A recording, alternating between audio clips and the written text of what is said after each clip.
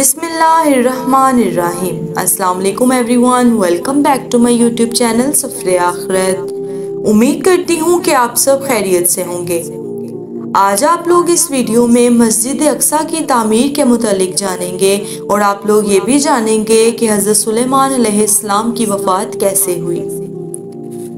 हज़रत सुलेमान अलैहिस्सलाम के वालिद हज़रत दाऊद अलैहिस्सलाम के दौरे हुकूमत में मस्जिद अक्सा की तामीर शुरू हो चुकी थी। हज़रत दाऊद अलैहिस्सलाम चाहते थे कि इस मरकज़ पर एक ऐसी आलीशान इबादतगाह तामीर की जाए जो मुसलमानों के लिए मुक़द्दस तरीन अहमियत की हामिल हो, लेकिन हज़रत दाऊद अलैहिस्सलाम अपनी इस ख्वाहिश को अपने हाथों पूरा न कर सके और बैतुल मुक़द्दस की दीवारें कदे आदम तक बुलंद करके छोड़ दी थीं। चुनाचे मस्जिद अक्सा की तामीर हज़रत सुलेमान अलैहिस्सलाम के दौर में ही मुकम्मल हुई। आपने अपनी तख्त नशीनी के 2.5 साल बाद यरूशलेम में इस मुक़द्दस इमारत की तामीर शुरू की जो मुसलमानों का क़िबला अव्वल थी। हज़रत सुलेमान अलैहिस्सलाम ने इंसानों और जिन्नों को इमारत जल्द से जल्द बनाने का हुक्म दिया। चुनाचे 1 लाख संगे तराश इसकी तामीर में लग गए। 30,000 अफराद पहाड़ों से पत्थर तराशते, 70,000 हाथी और ऊँट इन पत्थरों को उठा कर लाते, जबकि दियो और जिन्नात कानों से लाल यकूत, फिरोज़ा, ज़बरजद, सोना और चांदी वगैरह लाते। इस मस्जिद की लंबाई 784 गज और चौड़ाई 455 गज थी। मस्जिद में 684 सतून थे और 4000 कंदीलें रोशन हुआ करती थी। इसकी सफाई पर 700 सफाई करने वाले मामूर थे। मस्जिद के सहन में एक ऐसा मुकाम मौजूद है जिसमें रसूल पाक सल्लल्लाहु अलैहि वसल्लम के नक्श मुबारक ज़ाहिर हैं। इस मस्जिद की तमाम ज़मीन में एक हाथ भी ऐसी जगह नहीं है जिस पर किसी पैगंबर ने नमाज ना पढ़ी हो या किसी फरिश्ते ने क़याम ना किया हो।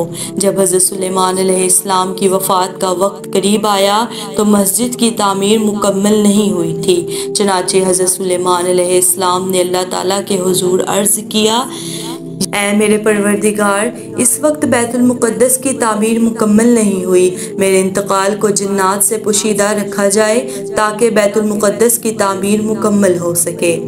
आप अलैहिस्सलाम की दुआ कबूल हुई।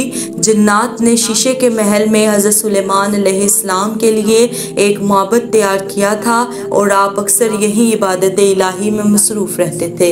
आप अलैहिस्सलाम इसमें तशरीफ़ ले गए और अपने असा के सहारे खड़े हो गए। इसी दौरान आपके जिस्म से रूह परवास कर गई, मगर चूँकि इनका बहुत रोबो दबदबा था और अक्सर इबादत इलाही में मसरूफ़ रहते थे, इसलिए जिन्नात को आपके इंतकाल की खबर ना हुई और वो आपको जिंदा समझकर काम करते रहे। एक तवील अरसे तक इनका जिस्म असा के सहारे खड़ा रहा।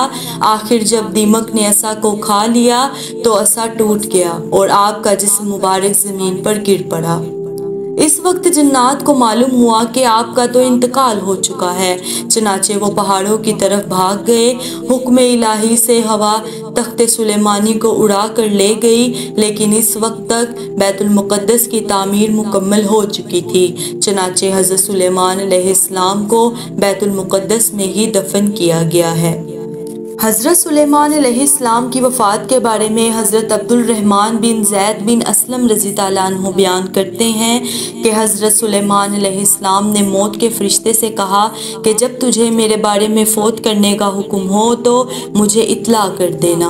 वो एक दिन आपके पास आया और कहा, ए सुलेमान अलैहिस्सलाम, मुझे आपके मुतल्लिक हुक्म मिल चुका है और आपकी थोड़ी सी ज़िंदगी बाकी है। आप अलैहिस्सलाम ने शयातीन को बुलाया जिन्होंने आपके लिए शीशे का एक महल तामीर किया। इसका कोई दरवाज़ा न था। आप अलैहिस्सलाम वहाँ खड़े होकर नमाज पढ़ने लग गए और अपनी लाठी से टेक लगा ली। फिर मुल्कुल मौत अंदर आया और आपकी रूह कब्ज़ कर ली। आप अलैहिस्सलाम 52 साल जिंदा रहे और आप अलैहिस्सलाम ने 40 साल हुकूमत की। आप अलैहिस्सलाम के बाद आपके बेटे ने 17 साल हुकूमत की। इसके बाद बनी इसराइल की सल्तनत पारा पारा हो गई। मज़ीद ऐसी वीडियोज़ के लिए मेरे चैनल को लाइक, सब्सक्राइब एंड शेयर करें। Thank you so much.